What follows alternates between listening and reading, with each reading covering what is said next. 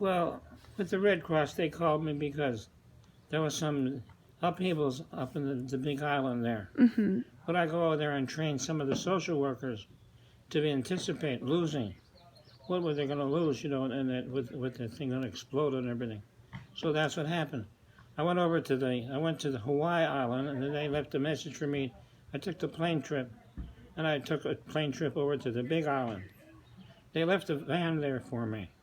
Now this gets us off my other story. Mm-hmm. I don't know if I should mention this over here. Go for it. Well, it isn't. There was a straight road going to where I was supposed to be staying. Mm-hmm. And I saw on the right-hand side, a Jeep was overturned. I stopped, of course, and there was a man on the side of the Jeep. And he was banging, and the little girl inside was screaming and screaming. She couldn't get out. And the guy said, we better go across the street. Things are worse across there than here. And I went, you shouldn't put this on, though. Yeah. But I went across the street, and there was an older man laying flat on the highway. And then I went, and there was this car, and it was smashed in, and the driver was pinned behind the wheel. Mm-hmm. And there was an older lady behind him, Mm-hmm. and she was all stuck and all that. And the one that was holding the baby was crying.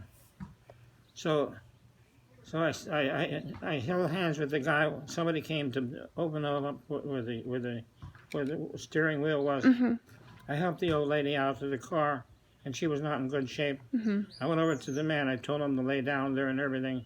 And then the police came. They said, what should we do? I said, why don't you direct traffic, please, and all that. Then some cars came and people came out. I said, please stay back over there and all that, whatever.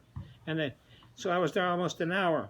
I went back to the original van and to see what's happening. And the police arrested the guy because he had been doing some drugs and stuff. And here I was running back and forth. They said, what are you doing here? And I said, I don't know. I just saw it and I just stopped. And then they saw me with the Red Cross. Mm. So they automatically assumed that I had been assigned there somehow. Yeah.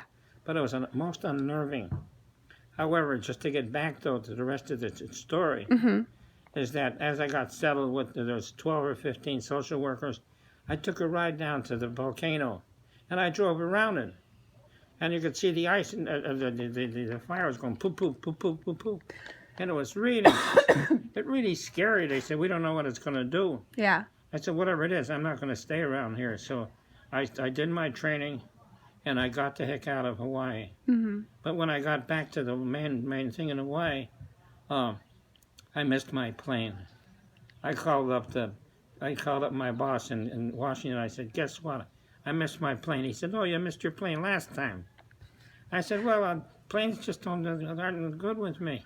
So I stayed in downtown Hawaii, and I went to all of the different clubs there. Mm-hmm. Then I went and see the forest hall where the ship was sunk.